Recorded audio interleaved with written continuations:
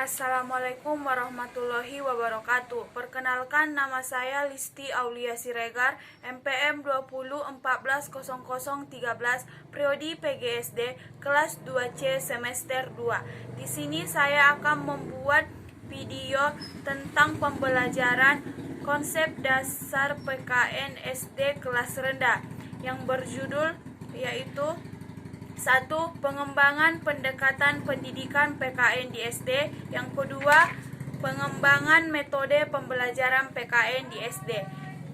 Langsung saja saya ke judul yang pertama, pengembangan pendekatan pendidikan PKN di SD. Ada beberapa pendekatan, yaitu 8 pendekatan. Pendekatan yang pertama atau 1, pendekatan evokasi. Pendekatan evokasi adalah inisiatif daripada peserta didik dalam mengekspresikan siswa. Contohnya, guru harus bisa menciptakan suasana yang nyaman sehingga membuat siswa tidak takut untuk bertanya. Yang kedua, pendekatan inklusi. Pendekatan inklusi merupakan menanamkan suatu nilai moral yang sudah diterapkan oleh guru, memberikan kesempatan untuk siswa menyampaikan apa yang diketahuinya pada pembelajaran kemarin seperti kuis.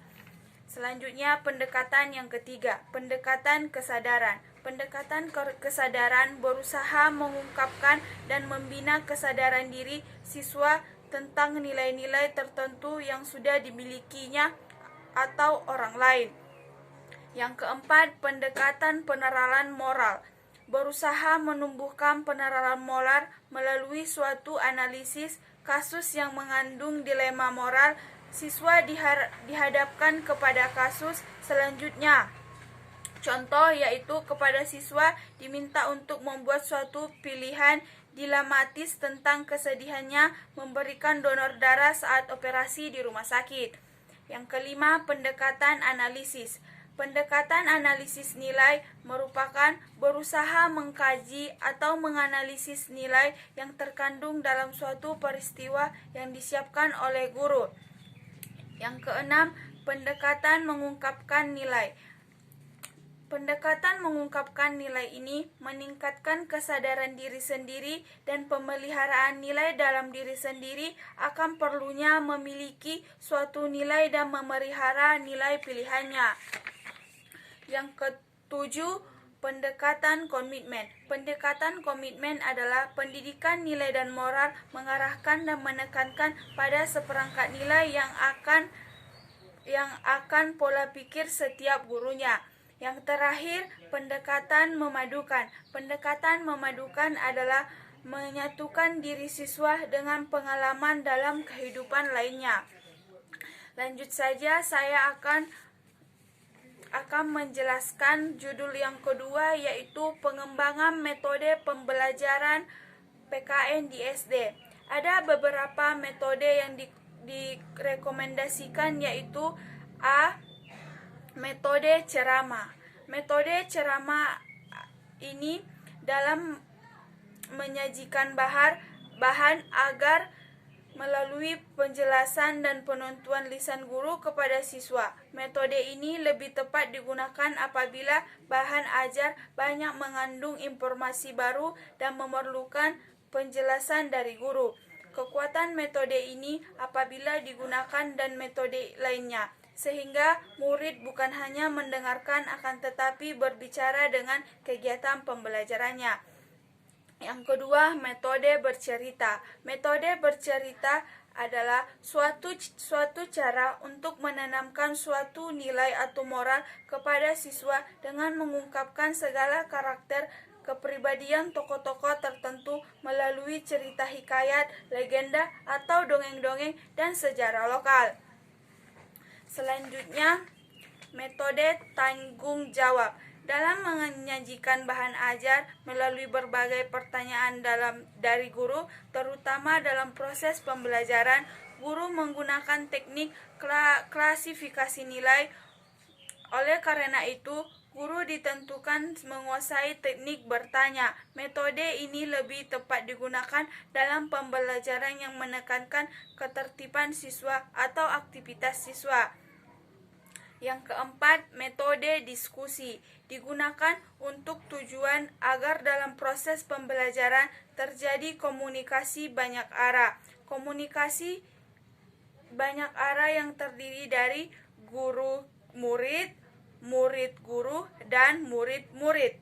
Sangat dituntut dalam pembelajaran yang berorientasi pada cara belajar siswa aktif. Akan tetapi, metode ini salah satu hal yang tidak boleh dilupakan, yaitu harus ada masalah atau isi yang didiskusikan. Yang selanjutnya, yang kelima, metode penugasan. Metode penugasan berusaha untuk melatih siswa untuk melaksanakan tugas berdasarkan petunjuk langsung yang telah dipersiapkan oleh guru. Tujuan menggunakan metode ini adalah agar siswa memperoleh penjelasan langsung, nyata, bekerja mandiri, dan jujur. Contohnya, siswa ditugaskan menulis pengalaman dari menolong adiknya. Yang kedua, bagaimana cara menolongnya. Yang ketiga, bagaimana perasaan pada waktu memberikan pertolongan, dan seterusnya. Yang selanjutnya, metode permainan atau kompetisi. Metode ini sangat menarik siswa dalam membatasi motivasi belajar, latihan mengambil keputusan, dan terutama dalam menciptakan suasana senang dalam belajar. Permainan dimaksud adalah permainan yang diciptakan sendiri oleh guru untuk dapat berupa teka-teki, bergambar, dan lainnya. Yang selanjutnya, metode simulasi. Metode simulasi ini merupakan cara penyajian bahan ajar dilakukan secara langsung melalui kegiatan praktek tentang pelaksanaan nilai-nilai dan moral.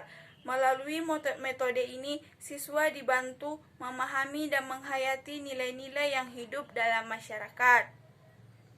Dari itu, semua pengembangan metode pembelajaran PKN di SD terdapat beberapa, yaitu yang pertama metode ceramah, metode cerita, metode tanggung jawab, metode diskusi, metode penugasan, metode permainan atau kompetisi, dan metode simulasi.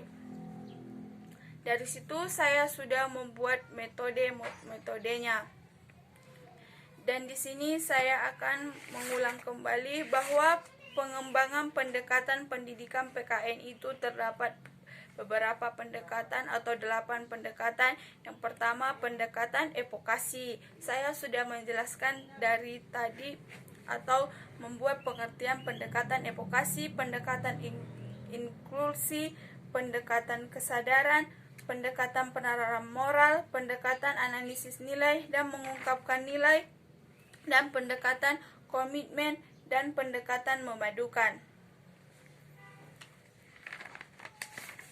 Dari itu, dan pengembangan metode dan pembelajaran PKN itu juga ada beberapa metode, yaitu metode pengembangan dan pembelajaran, yaitu metode ceramah, metode cerita, dan metode lainnya.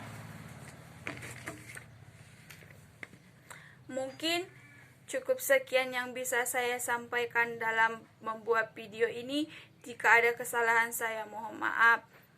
Dan di sini saya akan menyudahi video saya dengan mengucapkan Assalamualaikum warahmatullahi wabarakatuh dan terima kasih.